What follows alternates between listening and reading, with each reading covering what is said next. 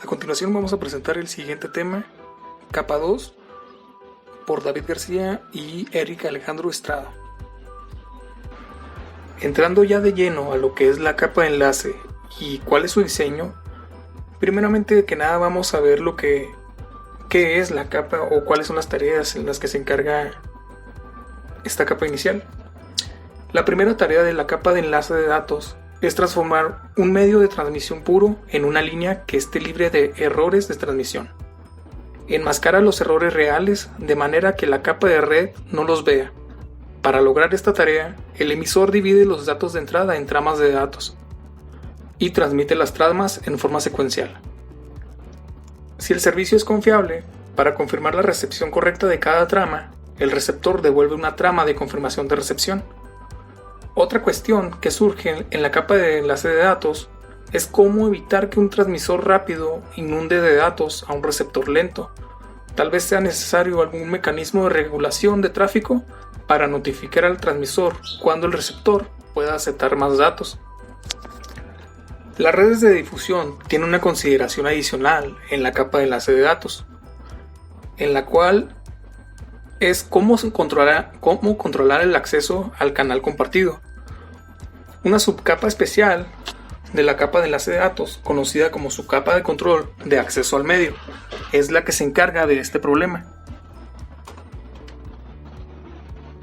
Revisando lo que viene siendo subcapas de enlace de datos, los estándares de la IEEE 802 son específicos para la LAN Ethernet, LAN inalámbrica, WLAN, redes inalámbricas de área personal, WPAN y otros tipos de redes de área local y metropolitana. La capa de enlace de datos IEEE 800 LAN/MAN consta de las siguientes dos subcapas. Control de enlace lógico. Se comunica con la capa de red, coloca en la trama de transmisión que identifica qué protocolo de capa de red se utiliza para la trama. Esta información permite que varios protocolos de la capa 3, tales como IPv4 e IPv6, utilicen la misma interfaz de red y a los mismos medios. Control de acceso al medio. Define los procesos de acceso al medio que realiza el hardware. Proporciona direccionamiento de la capa de enlace de datos y acceso a varias tecnologías de red.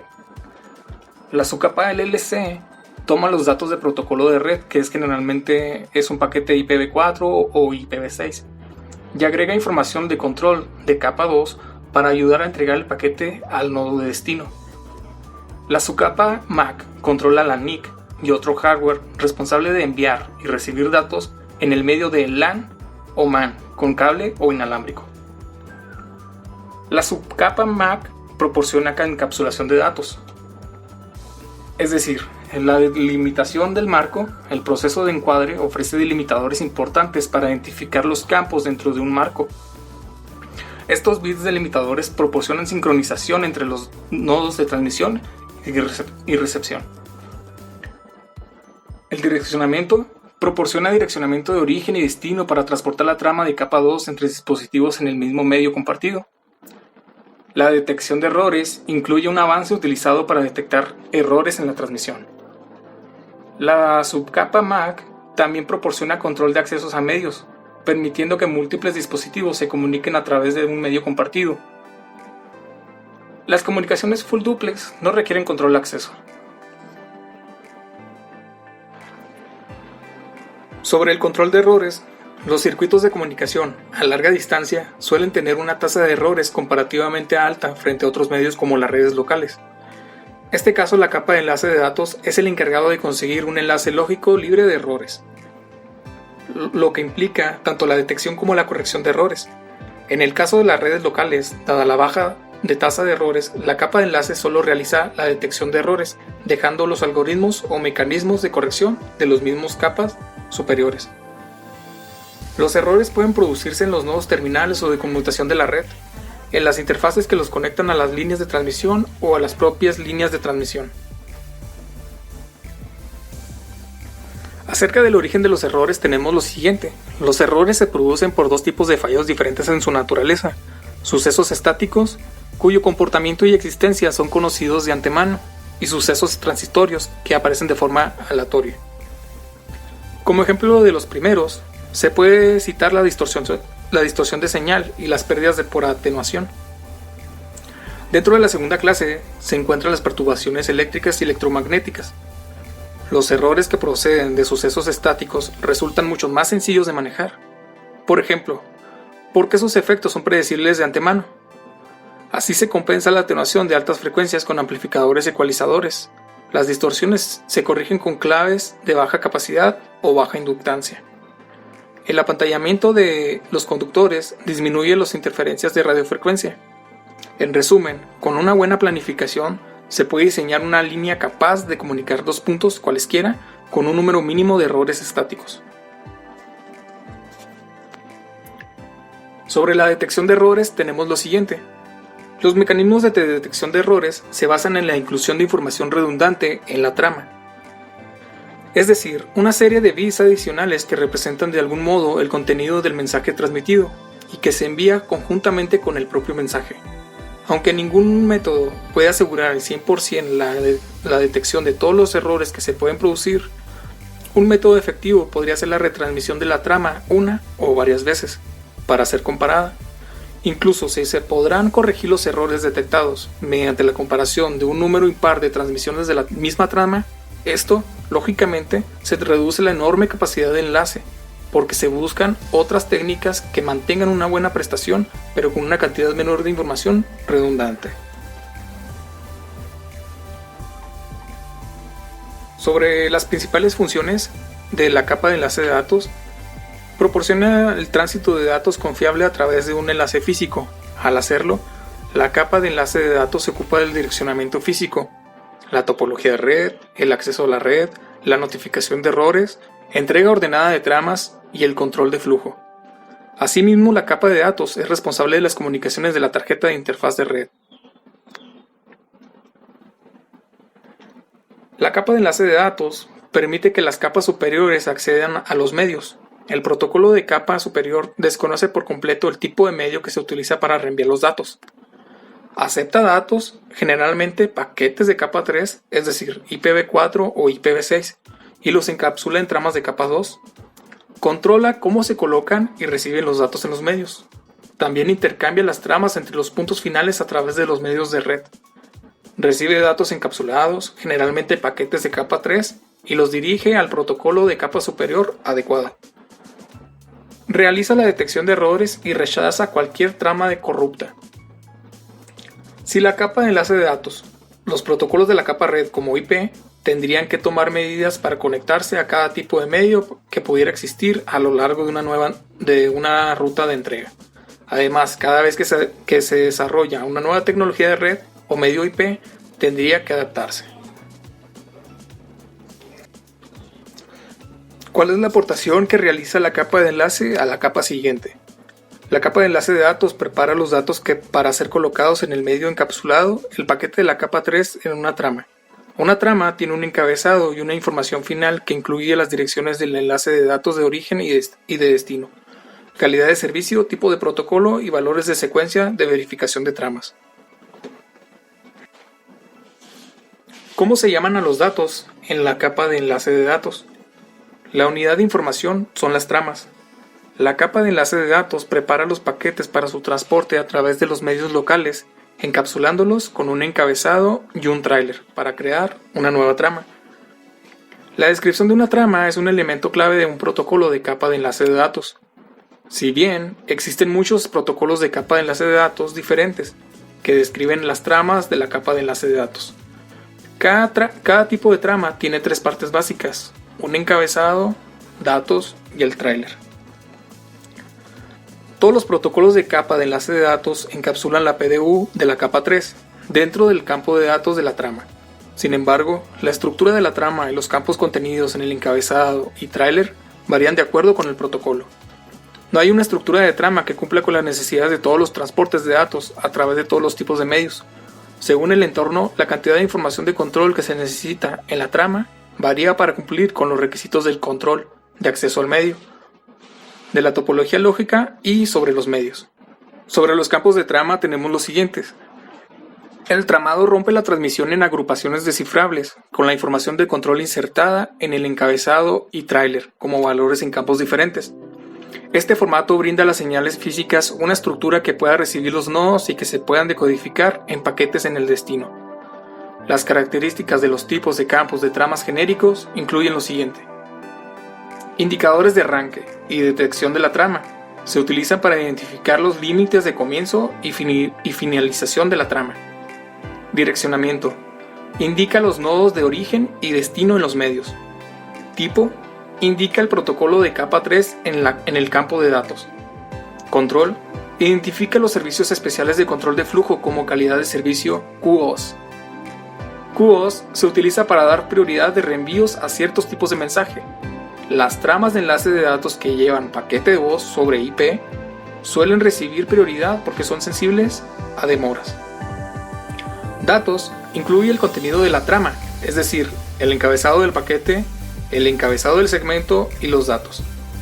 Detección de errores. Estos campos de trama se utilizan para la detección de errores y se incluyen después de los datos para formar el tráiler. Estructura de la unidad de datos. Mientras los datos de la aplicación bajan a la pila del protocolo y se transmiten por los medios de la red, se agregan diversa información de protocolos en cada nivel. Esto comúnmente se conoce como un proceso de encapsulamiento. La forma que adopta una porción de datos en cualquier capa se denomina unidad de datos de protocolo, o PDU. Durante el encapsulamiento, cada capa encapsula las PDU que reciben de la capa inferior de acuerdo con el protocolo que se utiliza. En cada etapa del proceso, una PDU tiene un nombre distinto para reflejar sus funciones nuevas o las características que la representan. Aunque no existe una convención universal de nombres para las PDU, en este concepto se denominan de acuerdo con los protocolos de la suite TCP/IP. La capa de PDU es representada en su totalidad como el intercambio entre unidades disparejas dentro de una capa de modelo OSI. Mientras las aplicaciones bajan al stack del protocolo y transmiten por los medios de red, varios protocolos le agregan información a cada nivel. Este comúnmente se conoce como el proceso de encapsulación, en el cual existen dos clases de PDU. La primera PDU de datos, que contiene los datos del usuario principal en el caso de la capa de aplicación, o la PDU del nivel inmediatamente inferior. La siguiente clase sería el PDU de control, que sirven para gobernar el comportamiento completo del protocolo en sus funciones de establecimiento y unión de la conexión. Control de flujo, control de errores, es de los cuales se encargan sobre este mismo comportamiento. Los protocolos elementales de la capa de enlace de datos son los siguientes. El protocolo Point-to-Point o PPP permite establecer una comunicación a nivel de la capa de enlace TCP/IP entre dos computadoras. Generalmente se utiliza para establecer la conexión a Internet de un particular con su proveedor de acceso a través de un módem telefónico. El siguiente protocolo es el Ethernet. Define el uso de los niveles de inferiores de la arquitectura OSI, que son dos: la capa física y la de enlace de datos, especificando sus normas de funcionamiento en redes de áreas locales con los protocolos de la rama 802. Otro protocolo es el HDLC. Es un estándar a nivel de enlace de datos que incluye mecanismos para la detección y corrección de errores. Se utiliza en redes CI y en X25, aunque no siguen sus especificaciones completas ya que es un protocolo muy extenso. El protocolo Frame Relay es una técnica de comunicación mediante la retransmisión de tramas para redes de circuito virtual que consiste en una forma simplificada de la tecnología de conmutación de paquetes que transmite una variedad de tamaños de tramas para datos.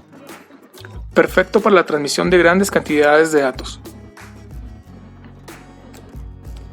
El siguiente protocolo es el protocolo ATM o el modo de transferencia asíncrona. Es un modo de transferencia no síncrono que se hizo popular en 1988, cuando se decidió que esta tecnología de conmutación sería la usada para las futuras redes. El siguiente protocolo es el servicio de red digital de servicios integrados. El tamaño ideal de las celdas de este protocolo fue el motivo de discusión, decidiendo que serían de 53 bytes divididos en octetos. A continuación, los equipos de red que pueden funcionar a nivel de capa de enlace. Tarjetas de interfaz de red, llamadas NIC. Una tarjeta de interfaz de red es una placa de circuito impreso que proporciona las capacidades de comunicación de red hacia y desde un computador personal. También se le denomina adaptador de LAN y se enchufa en la placa base, para así proporcionar un puerto de conexión a una red. Las NIC están consideradas como dispositivos de la capa 2, OSI, porque cada una de ellas tiene un código único, denominado Dirección de Control de Acceso al Medio, o Media Access Control. Esto fue establecida por la IEEE. Dicha dirección controla la comunicación de datos para el host en la LAN. Las NIC controlan el acceso del host al medio de la red. La tarjeta de red actúa como una interfaz física entre el cable de red y de la computadora. Existen diferentes tipos de medios sobre los cuales operan las tarjetas de red, pero estas no se conectan directamente al medio, ya que se necesitan un componente adicional llamado conector, el cual es diferente para cada tipo de medio en el que se usará. Otro tipo de red que puede funcionar a nivel de capa de enlace de datos viene siendo el puente o bridge. Un puente es un dispositivo de la capa 2 diseñado para dividir a una LAN en dos segmentos, gracias a que consta de dos puertos de conexión de red. En otras palabras, divide el dominio de colisión inicial y cada segmento de esta LAN define un dominio de colisión separado. El propósito de puente es filtrar el tráfico de una LAN a nivel de la capa de enlace de datos, para que el tráfico local siga siendo local, pero permitiendo que el tráfico que va dirigido hacia ese segmento pueda ser conectado con otras partes de segmentos dentro de una misma red LAN. Pero ¿cómo puede detectar el puente cuál es el tráfico local y cuál no lo es? El puente verifica la dirección local. Cada dispositivo de networking tiene una dirección MAC exclusiva en sus NIC, y el puente rastrea cuáles son las direcciones MAC que están ubicadas a cada lado del puente o en cada puerto. Así toma sus decisiones basándose en esta lista de direcciones MAC. Como los puentes se fijan en las direcciones MAC, no se ocupan de los protocolos de la capa 3. En consecuencia, los puentes solo se preocupan de que las tramas pasen o no pasen de un puerto a otro, basándose en sus direcciones MAC destino.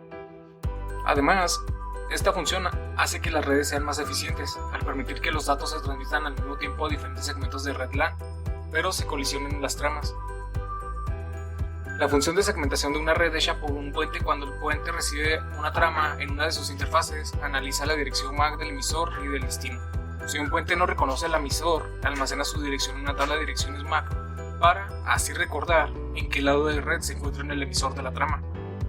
De esta manera, el puente puede averiguar si el emisor y el destino se encuentran del mismo lado o en los lados opuestos del puente. En otras palabras, si la MAC del emisor y de destino de una trama se encuentran en el mismo puerto, el puente ignora, descarta la trama. En puertos diferentes del puente, este último se hace una copia de la trama para enviarla hacia el otro puerto, donde se encuentra el destino. Este mecanismo permite un aprendizaje automático de todas las MAC conectadas a cada uno de los dos puertos de un puente o de un bridge. Otro dispositivo que podemos encontrar en la capa de enlace de datos es el switch. Un switch, al igual que un puente, es un dispositivo de la capa 2. De hecho, al switch se le denomina un puente multipuerto, así como el hub se denomina repetidor multipuerto. A primera vista, un switch se parece a menudo a un hub. Tanto los hubs como los switches tienen varios puertos de conexión, dado que una de las funciones de ambos es la concentración de la conectividad, que en este caso es el permitir que varios dispositivos se conecten a un punto de la red. La diferencia básica entre un hub y un switch está dada por lo que sucede dentro del dispositivo. Un switch toma decisiones basándose en las direcciones MAC y los hubs no toman ninguna decisión. Como los switches son capaces de tomar decisiones, hacen que una LAN sea mucho más eficiente. Los switches hacen esta tarea conmutando las tramas hacia solamente el puerto al cual está conectado el host destino correspondiente. Un hub, en cambio, envía datos a través de todos sus puertos, de modo que todos los hosts deben ver y procesar, aceptar o rechazar la trama enviada. El propósito principal del switch es concentrar la conectividad, haciendo que la transmisión de datos sea más eficiente. Piensa en el switch como un dispositivo de red que puede combinar la conectividad de un hub con la regulación del tráfico de un puente en cada uno de sus puertos. Direccionamiento físico de la capa de enlace de datos. La capa de enlace de datos proporciona el direccionamiento que se utiliza para transportar una trama a través de los medios locales compartidos. Las direcciones de dispositivo en esta capa se llaman direcciones físicas. El direccionamiento de la capa de enlace de datos incluye en el encabezado de la trama y especifica el modo de destino de la trama en la red local. El encabezado de la trama también puede contener la dirección de origen de la trama. A diferencia de las direcciones lógicas de capa 3, que son jerárquicas, las direcciones físicas no indican en qué red se encuentra el dispositivo. En cambio, la dirección física es la dirección específica de un dispositivo en particular. Si el dispositivo se traslada a otra red o subred, sigue funcionando con la misma dirección física de la capa 2. No se puede utilizar un direccionamiento específico de un dispositivo y no jerárquico para localizar un dispositivo a través de grandes redes o de internet. Eso sería como intentar localizar una casa específica en todo el mundo, sin más datos que el nombre de la calle y el número de la casa. Sin embargo, la dirección física se puede usar para localizar un dispositivo dentro de un área limitada. Por este motivo, la dirección de la capa de enlace de datos solo se utiliza para entregas locales. Las direcciones de esta capa no tienen significado más allá de la red local. Compara esto con la capa 3, en donde las direcciones del encabezado del paquete pasan del host de origen al host de destino sin tener en cuenta la cantidad de saltos de redes o lo largo de la ruta. Si los datos deben pasar a otro segmento de red, se necesita un dispositivo. Si los datos deben pasar a otro segmento de red, se necesita un dispositivo intermediario como un router. El router debe aceptar la trama según la dirección física y desencapsularla para examinar la dirección jerárquica o dirección IP. Con la dirección IP, el router puede determinar la ubicación de red del dispositivo de destino y el mejor camino para llegar a él. Una vez que se sabe a dónde reenviar el paquete, el router crea una nueva trama para el paquete y la nueva trama se envía al segmento siguiente hacia el destino final.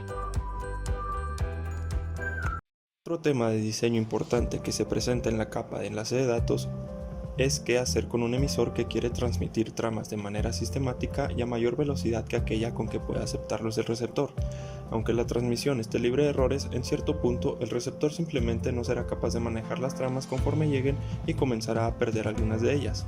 Para evitar esta situación, por lo general se utilizan dos métodos: el control de flujo basado en retroalimentación, que es cuando el receptor regresa información al emisor para autorizarle que envíe más datos o por lo menos indicarle su estado, y el control de flujo basado en tasa, que limita la tasa a la que el emisor puede transmitir los datos sin recurrir a la retroalimentación por parte del receptor. Ellos son Pedro y Pablo. Pablo le dice a Pedro: oye hermano. Él le responde: ¿qué pasa? Y Pablo replica: somos amigos inseparables. Esto es un ejemplo de un control de flujo basado en retroalimentación, donde el emisor no transmite más datos a menos de que el receptor indique que recibe un mensaje. Ahora Pablo quiere preguntarle a su novia si le gustaría salir en la noche. Él le dice: oye, quiero preguntarte si... Pablo espera un par de segundos pensando que es tiempo suficiente para que su novia haya recibido la primera parte del mensaje. Después de esto, continúa con la siguiente parte. Esto es un ejemplo del control de flujo basado en tasa. El protocolo contiene reglas bien definidas respecto al momento en que un emisor puede transmitir la siguiente trama. Con frecuencia, estas reglas prohíben el envío de tramas hasta que el receptor lo autorice.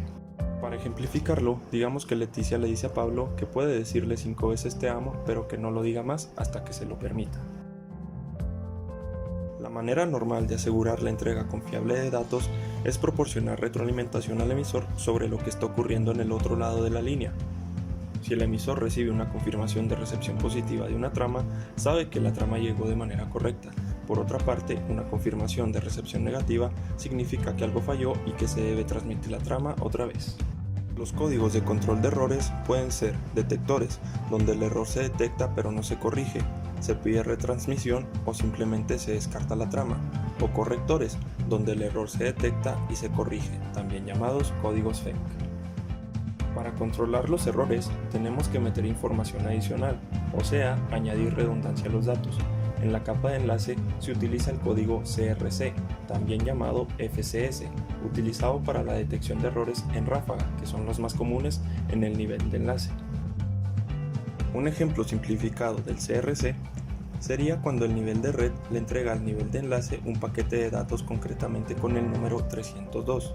El nivel de enlace ha acordado con su homólogo utilizar un CRC de un dígito y como generador el número 3, por lo tanto sabe que tiene que enviar 302X. Elige X tal que el número resultante sea divisible por 3, ya que ese es el generador. Tomará la primera posibilidad. Prueba con 0, el cual es 3020, que no es divisible entre 3. Prueba con 1, que es 3021, que sí es divisible. El nivel de enlace transmite una trama que contiene 3021. El nivel de enlace receptor recibe 3021. Sabe que el último dígito, el 1, es el CRC y que el generador acordado es 3. Divide 3021 entre 3 y comprueba que el resultado es entero. Da por buena la trama, elimina el 1 y entrega el 302 al nivel de red. El CRC funciona de esta manera, solo que en lugar de usar dígitos como generadores, utiliza polinomios. A lo largo de los años ha habido mucha investigación en torno a los protocolos de acceso al medio y se han hecho multitud de propuestas, pero las podemos agrupar en tres grandes clases. En primer lugar, tenemos la repartición estática del canal, donde el canal se reparte entre las diferentes estaciones, pero de una forma fija. Puede ser bien utilizando intervalos temporales o dividiendo el ancho de banda del canal. En cualquier caso, cada una de las partes se asignará de forma exclusiva a un nodo. En segundo lugar, tenemos los protocolos que utilizan acceso aleatorio. En este tipo de protocolos, el canal no está asignado a ningún nodo, por lo que podrán producirse colisiones y lo que establece el control de acceso al medio es la forma de recuperarse de las mismas. Por último, tenemos el acceso por turnos, que utilizan un acceso al canal coordinado normalmente mediante la posición de una trama especial de control y de esa forma evitar las colisiones. En el acceso por división en el tiempo, los distintos nodos irán accediendo al canal según un orden preestablecido y cada nodo dispondrá de un intervalo de longitud fija en cada ronda. El tiempo que ese nodo no utilice, por ejemplo, porque no tiene datos para transmitir, se pierde. Aquí podemos ver un ejemplo con 6 nodos, donde solo los nodos 1, 3 y 4 tienen información para transmitir. Puede verse que el resto del tiempo, cuando ellos no transmiten, el canal permanecería libre. En cuanto a los protocolos de acceso por turnos, los más típicos son los de sondeo y los de paso de testigo. En el caso de los protocolos de sondeo, siguen el modelo maestro-esclavo, de forma que uno de los nodos desempeña un papel especial y sondea a cada uno de los otros nodos esclavos para ver si tiene tramas pendientes. En el caso de que las tenga, puede transmitir hasta un máximo y va sondeándolos de forma cíclica. Otra posibilidad de acceso por turno es el paso de testigo, que se ha utilizado típicamente en redes con topología en anillo como la que aparece ahora. En este caso existe una trama de control que llamamos testigo, que es la que da el derecho a transmitir. Por lo tanto, cuando una estación tiene tramas para transmitir, debe esperar a recibir el testigo y cuando lo tiene puede transmitir hasta un máximo. Después deberá pasar el testigo al siguiente nodo. Es todo por nuestra parte, continuamos con la siguiente actividad.